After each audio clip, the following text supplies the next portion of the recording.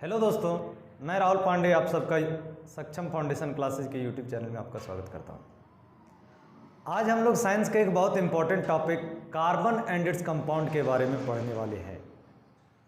Carbon वैसे तो पूरा पीरियोडिक टेबल में एक एलिमेंट कहलाता है, मगर जितने कंपाउंड्स का ये अकेले मिलकर के फॉर्मेशन करता है उतने कंपाउंड्स का फॉर्मेशन बाकी सभी एलिमेंट्स मिलकर के भी नहीं कर पाते हैं।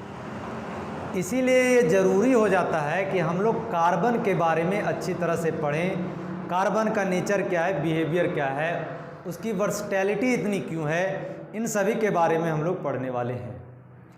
चैप्टर को आगे बढ़ाने से पहले हम लोग कार्बन का कुछ बेसिक्स के बारे में पढ़ लेते हैं।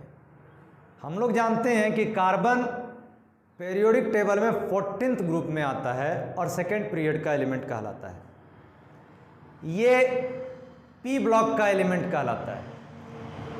कार्बन एक नॉन मेटल होता है। कार्बन का एटॉमिक नंबर 6 होता है और मास नंबर 12 होता है, यानी कि कार्बन 6 और 12 में होता है। तो इसमें number of protons equal to हो जाएगा 6, number of neutrons equal to, number of neutron से पहले हम लोग लिखते हैं number of electrons equal to भी 6 होगा। यानी कि जितना किसी एलिमेंट का एटॉमिक नंबर होता है उतना ही उसका नंबर ऑफ इलेक्ट्रॉन्स भी होते हैं और उतना ही उसके नंबर ऑफ प्रोटॉन्स भी होते हैं। और नंबर ऑफ न्यूट्रॉन्स निकाला जाता है इस मास नंबर में। हम लोग नंबर ऑफ प्रोटॉन्स को माइनस कर देते हैं इक्वल टू 6। यानी कि ये एक ऐसा एलिमेंट है जिसमें प्रोटॉन्स, इलेक्ट्रॉन्स और न्यूट्रॉन्स सभी का नंबर सेम होता है। कार्बन का यदि हम लोग इलेक्ट्रॉनिक कॉन्फ़िगरेशन करें तो इसका नंबर ऑफ इलेक्ट्रॉन्स अभी हम लोग जस्ट पढ़े हैं 6 होता है। जब इसको हम KLMN क्लास में डिवाइड करेंगे तो 2 और 4 होगा। K क्लास में 2 और L क्लास में 4। किस तरह से होता है ये हम लोग दिखाते हैं। ये कार्बन है, फर्स्ट सेल में सिर्फ 2 ही इलेक्ट्रॉन्स रह सकता है, ये हम लोग 9th क्लास में पढ़ चुके हैं। सेकेंड सेल में अब हमारे पास 4 इलेक्ट्रॉन्स बच गया है, वो 4 इलेक्ट्रॉन्स को हम लोग सेकेंड सेल में डाल देते हैं। वैलेंस इलेक्ट्रॉन क्या होता है? जो आउटर मोस्ट सेल में जितने भी इलेक्ट्रॉन्स पाए जाते हैं, किसी भी एलिमेंट्स के आउटर मोस्ट सेल में जितने भी इलेक्ट्रॉन्स पाए जाएंगे वही उसके वैलेंस इलेक्ट्रॉन कहलाते हैं। जब हम लोग इसका गिनेंगे तो 1 2 3 4, इसके आउटर मोस्ट सेल में 4 इलेक्ट्रॉन्स हैं। और वैलेंसी होता है, वैलेंसी उतना ही होता है 4 इलेक्ट्रॉन्स अगर वैलेंस हैं तब तक वैलेंसी सेम रहता है। 4 इलेक्ट्रॉन्स के से ज़्यादा यदि वैलेंस इलेक्ट्रॉन्स हो गए तो फिर हम लोग 8 में उतना ही इलेक्ट्रॉन्स को माइनस कर देते हैं और वैलेंसी पाते हैं। कार्बन का हम लोग इलेक्ट्रॉनिक कॉन्फ़िगरेशन को देखें कैसा होता है। इसमें वैलेंस इलेक्ट्रॉन को हम लोग देखें 4 होता है और वैलेंसी भी इसका 4 होता है। पीछे के चैप्टर में, इससे जो पहले का चैप्टर था उसमें हम लोग पढ़े कि कंपाउंड किस तरह से फॉर्मेशन होता है। पिछले चैप्टर में हम लोग पढ़े थे कि कंपाउंड का फॉर्मेशन होता है आयनिक बॉन्ड से, जिसका कि हाई मेल्टिंग पॉइंट होता है और हाई बॉइलिंग पॉइंट भी होता है। वो गुड कंडक्टर ऑफ इलेक्ट्रिसिटी भी होता है। अब हम लोग पढ़ने वाले कि कार्बन किस तरह का बॉन्ड बनाता है। कार्बन आयनिक बॉन्ड को नहीं बनाता है। कार्बन के पास 2 ऑप्शंस हैं। 4 इलेक्ट्रॉन को या तो ये लूज कर दे, आइदर इट लूजेज 4 इलेक्ट्रॉन्स और इट गेन्स 4 इलेक्ट्रॉन। यदि ये 4 इलेक्ट्रॉन को लूज करता है तो ये इसके लिए पॉसिबल नहीं है, क्योंकि प्रोटॉन्स का जो इसमें नंबर है वो 6 है। यानी कि न्यूक्लियस में 6 प्रोटॉन्स हैं और बाहर हमारे सेल में बच जाएंगे सिर्फ 2। यदि हम लोग इसको मिटा देते हैं, लूज करता है यदि ये, तो सिर्फ इसके आउटर मोस्ट सेल में बच जाएंगे 2 इलेक्ट्रॉन्स और प्रोटॉन्स इसमें रहेंगे 6, जो कि पॉसिबल नहीं है। बहुत हाई एनर्जी है। किसी इसको लूज करने के लिए, कार्बन को 4 इलेक्ट्रॉन्स को लूज करने के लिए बहुत ज़्यादा एनर्जी का ज़रूरत पड़ेगा, जो कि पॉसिबल नहीं है। अब ये 4 इलेक्ट्रॉन्स को गेन कर सकता है, ये भी इसके लिए पॉसिबल नहीं है, क्योंकि 4 इलेक्ट्रॉन्स को गेन करना और वो भी सिर्फ 6 इलेक्ट्रॉन संभाल करके रखे, ये पॉसिबल नहीं हो सकता है। इसीलिए ना तो ये 4 इलेक्ट्रॉन्स को लूज करता है और ना ही ये किसी से 4 इलेक्ट्रॉन्स को लेता है। तो अब ये किस तरह से फॉर्मेशन करेगा कंपाउंड्स का? ये एक अलग तरह का फॉर्मेशन होता है, बॉन्डिंग होता है, जिसको हम लोग कहते हैं कोवैलेंट बॉन्डिंग। यानी ये कोवैलेंट बॉन्ड बनाता है। अब कोवैलेंट बॉन्ड क्या होता है? कोवैलेंट बॉन्ड होता है अदला बदली का सिस्टम होता है। यानी कि हम यदि किसी से कुछ सामान लिए, उसके बदले में हम उसको कुछ सामान दिए। हिस्ट्री का पहले के चैप्टर में पढ़े होंगे, बार्टर सिस्टम चलता था, जिसमें कि लोग यदि 1 बोरा गेहूं ले रहे हैं तो उसके बदले में किसी को सोना दे रहे हैं, किसी को चांदी दे रहे हैं, मोची जूता बेच रहा है तो उसके बदले में कहीं से अनाज खरीद रहा है। यानी अदला बदली का जो सिस्टम होता था उसी को कहते थे बार्टर सिस्टम। यहाँ पर भी कोवैलेंट बॉन्डिंग में सेम चीज़ होता है। यहाँ कोई किसी को देता या लेता नहीं है, सिर्फ शेयरिंग किया जाता है इलेक्ट्रॉन्स को। यानी कार्बन अपना 4 इलेक्ट्रॉन शेयर किया, उसके बदले में दूसरे एलिमेंट्स भी शेयर कर रहे हैं। ना तो यहाँ पर कोई लूज करता है और ना ही यहाँ पर कोई गेन करता है। अब हम लोग पढ़ने वाले कोवैलेंट बॉन्ड के बारे में। कोवैलेंट बॉन्ड 3 टाइप के होते हैं। पहला होता है सिंगल बॉन्ड, दूसरा होता है डबल बॉन्ड और तीसरा होता है ट्रिपल बॉन्ड।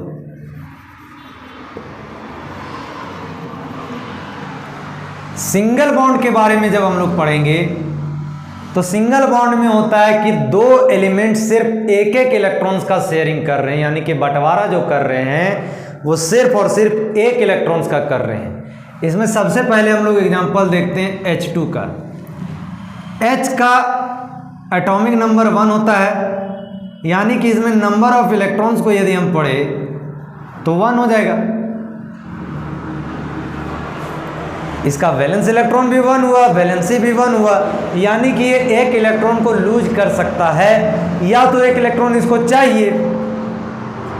अब ये क्या करता है कि खुद का ही एक हाइड्रोजन एटम से मिलकर के बॉन्डिंग बना लेता है और इसका जो वैलेंसी है वो फुलफिल हो जाता है। यानी कि इस हाइड्रोजन के पास भी 2 इलेक्ट्रॉन हो गया और इस हाइड्रोजन के पास भी 2 इलेक्ट्रॉन हो गया। इसको हम लोग जो रिप्रेजेंट करते हैं वो एक सिंगल लाइन से करते हैं, H सिंगल बॉन्ड H। ये कोवैलेंट बॉन्ड का ही है, मगर सिंगल बॉन्ड को जो हम लोग रिप्रेजेंट करते हैं वो एक सिंगल लाइन से करते हैं, यानी H सिंगल बॉन्ड H। ये हो गया H2 का फॉर्मेशन किस तरह से होता है। आगे है डबल बॉन्ड।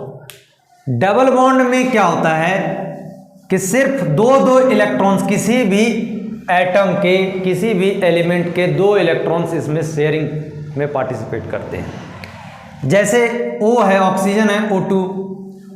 ऑक्सीजन का एटॉमिक नंबर होता है 8। इसका जब हम लोग इलेक्ट्रॉनिक कॉन्फ़िगरेशन करेंगे तो फर्स्ट सेल में 2 और आउटर मोस्ट सेल में हो जाएगा 6, यानी कि इसका वैलेंस इलेक्ट्रॉन हो गया 6 और हम बोले थे कि जब वैलेंस इलेक्ट्रॉन 4 से ज़्यादा हो जाए तो वैलेंसी में हम लोग 8 से उतना ही वैलेंस इलेक्ट्रॉन को माइनस कर देते तो हो गया 2। यानी कि अब इसका वैलेंसी हो गया ऑक्सीजन का 2। या तो ये 2 इलेक्ट्रॉन को लूज करेगा, इसको 2 इलेक्ट्रॉन चाहिए कहीं ना कहीं से, तभी तो 6 और 2 8 होगा। गेन करना चाहेगा, या तो ये शेयरिंग करेगा किसी और एलिमेंट के साथ, ताकि इसका जो आउटर मोस्ट सेल है उसमें 8 इलेक्ट्रॉन्स का जो कोटा होता है, कोरम होता है, वो फुलफिल हो जाए, अपना ये ऑक्टेट को पूरा कर ले।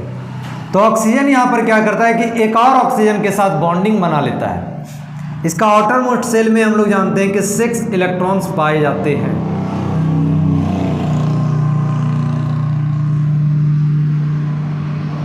जब ये बॉन्डिंग बनाता है तो दोनों ऑक्सीजन के पास, यहाँ देखिए 1 2 3 4 5 6 7 8, इस ऑक्सीजन के लिए हो गया, एटम के लिए।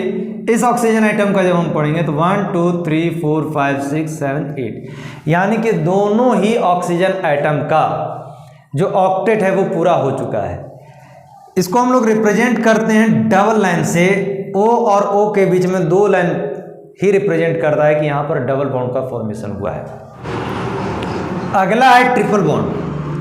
ट्रिपल बॉन्ड में होता क्या है कि 3 इलेक्ट्रॉन्स, किसी भी एटम के 3 इलेक्ट्रॉन्स शेयरिंग में पार्टिसिपेट करते हैं। इसका एक एग्जांपल है N। N का एटॉमिक नंबर होता है 7। हम लोग इसका इलेक्ट्रॉनिक कॉन्फ़िगरेशन करके देखते हैं। आउटर मोस्ट सबसे पहला सेल में 2 इलेक्ट्रॉन्स हो गया, बचा कितना 5, यानी कि आउटर मोस्ट सेल में 5 इलेक्ट्रॉन्स इसके पाए जाएंगे। इसका वैलेंस इलेक्ट्रॉन कितना हो गया, जितना आउटर मोस्ट सेल में इलेक्ट्रॉन्स हैं यानी कि 5, और वैलेंसी वही 8 से हम लोग माइनस कर देंगे 5 को, इक्वल टू 3, यानी कि इसको 3 इलेक्ट्रॉन्स चाहिए तब इसका ऑक्टेट पूरा होगा। अब या तो ये 3 इलेक्ट्रॉन्स किसी से ले सकता है या फिर शेयरिंग कर सकता है किसी के साथ 3 इलेक्ट्रॉन्स का। ये खुद का ही नाइट्रोजन के साथ 3 इलेक्ट्रॉन्स का शेयरिंग करता है। यहाँ पर हम लोग 3 इलेक्ट्रॉन्स को रिप्रेजेंट किए हैं, बचा 2 इधर दे दिए। अब इस नाइट्रोजन एटम के लिए 8 इलेक्ट्रॉन्स कंप्लीट हो गया और इस नाइट्रोजन के लिए 8 इलेक्ट्रॉन्स कंप्लीट हो गया। 1 2 3 4 5 6 7 8 इस नाइट्रोजन एटम के लिए, और इस नाइट्रोजन एटम के लिए 1 2 3 4 5 6 7 8, यानी कि दोनों ही नाइट्रोजन एटम का ऑक्टेट कंप्लीट हो चुका है। हम लोग इसको जो रिप्रेजेंट करते हैं वो ट्रिपल लाइन से रिप्रेजेंट करते हैं। यही ट्रिपल बॉन्ड का रिप्रेजेंट करने का तरीका होता है। हम लोग अमोनिया के बारे में जानते हैं। इसका केमिकल फॉर्मूला होता है NH3। N का भी जस्ट हम लोग पढ़े, वैलेंसी होता है 3 और H का वैलेंसी होता है 1। मगर यहाँ पर 3 हाइड्रोजन एटम्स हैं और इसका भी 3 वैलेंसी है, तो ऑक्टेट के लिए जो क्राइटेरिया है वो फुलफिल हो जाएगा, यानी कि 1 नाइट्रोजन एटम रहेगा,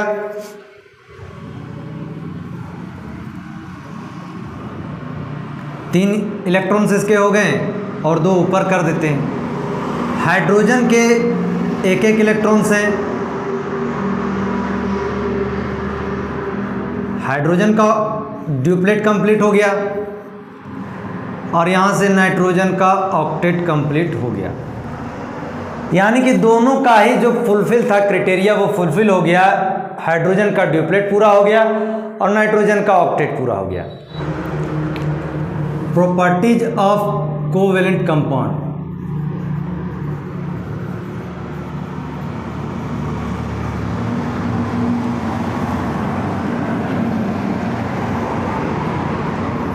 कोवेलेंट कंपाउंड के क्या प्रॉपर्टीज होते हैं? पहला प्रॉपर्टी होता है कि इसका हाई मेल्टिंग पॉइंट होता है और हाई बॉइलिंग पॉइंट भी होता है। दूसरा इसका प्रॉपर्टी होता है स्ट्रॉन्ग बॉन्ड होते हैं, यानी कि मॉलिक्यूल्स के बीच में जो बॉन्डिंग होता है वो स्ट्रॉन्ग होता है। तीसरा है वीक इंटरमॉलिक्यूलर फोर्सेज। इसका जो इंटरमॉलिक्यूलर फोर्स होता है इसमें वो कमज़ोर होता है। और लास्ट है पुअर कंडक्टर ऑफ इलेक्ट्रिसिटी होते हैं ये सभी।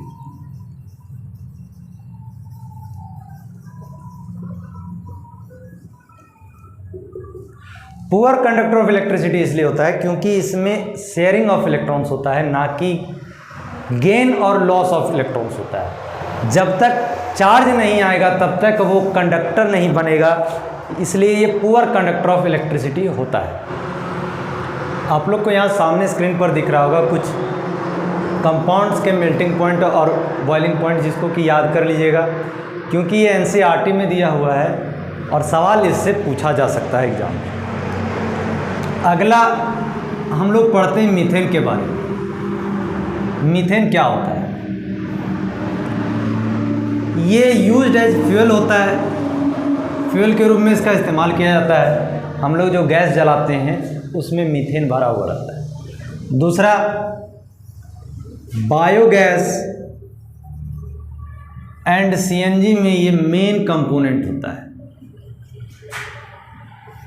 इसका ये मेन कंपोनेंट होता है। और third, simplest form of hydrocarbon कहलाता है ये, यानी सबसे सिंपल फॉर्म ऑफ हाइड्रोकार्बन यही होता है। एक क्वेश्चन आ सकता है, which is simplest form of hydrocarbon, उसका आंसर हो जाएगा मीथेन। हम लोग मीथेन का यदि स्ट्रक्चर को देखें, केमिकल फॉर्मूला इसका सबसे पहले होता है CH4। ये रहा कार्बन, 4 इलेक्ट्रॉन्स यहाँ पर कार्बन के हैं। हाइड्रोजन के भी 4 इलेक्ट्रॉन्स अलग अलग 4 एटम्स के हो जाएंगे।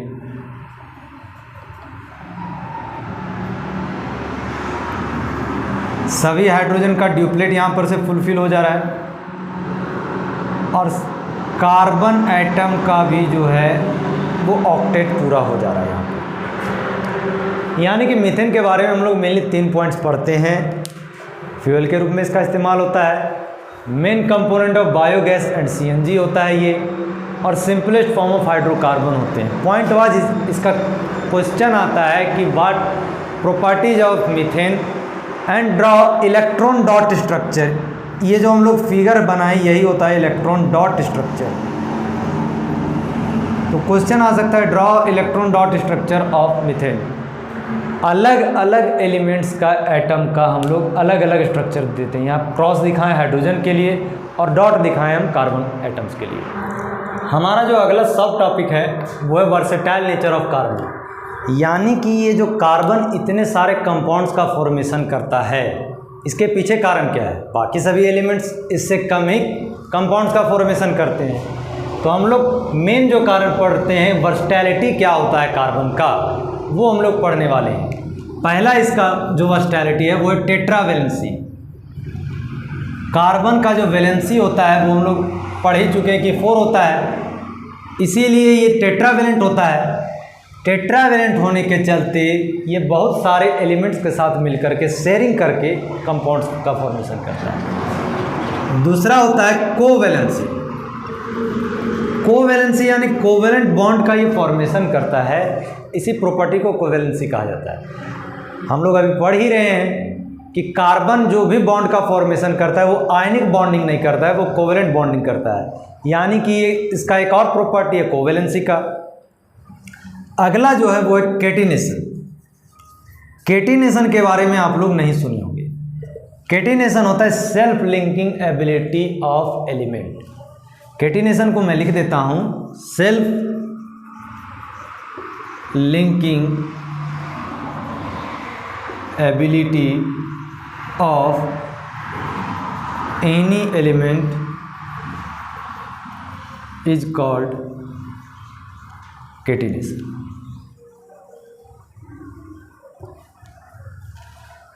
और कार्बन जो है वो नंबर ऑफ चेन्स, मतलब चेन में बना करके बहुत सारे कार्बन से कार्बन, कार्बन से कार्बन, कार्बन से कार्बन एलिमेंट्स, कार्बन से कार्बन एटम्स को अटैच करता है। इसी प्रॉपर्टी को कैटिनेशन कहा जाता है। और बहुत ज़्यादा मतलब लार्ज स्केल पर ये कैटिनेशन को शो करता है, इसीलिए बहुत सारे एलिमेंट्स का फॉर्मेशन करता है।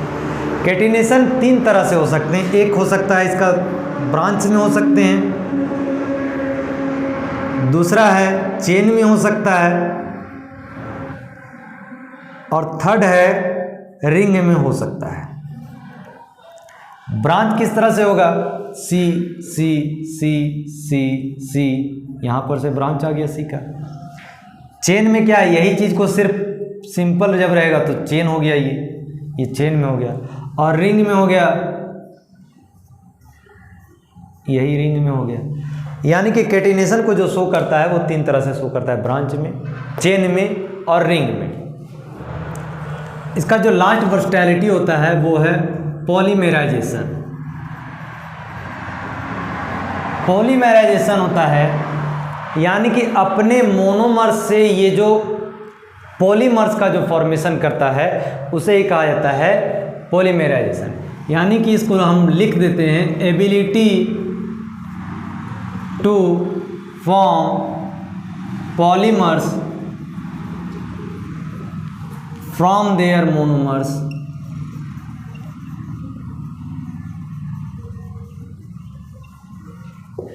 यही क्या कहलाता है, पॉलीमेराइजेशन। जैसे आप लोग नाम सुनेंगे पॉलीथीन का, पॉलीथीन में क्या होता है, पॉली प्लस इथीन, यानी इथीन के मोनोमर्स को मिला मिला करके पॉलीथीन का फॉर्मेशन किया जाता है।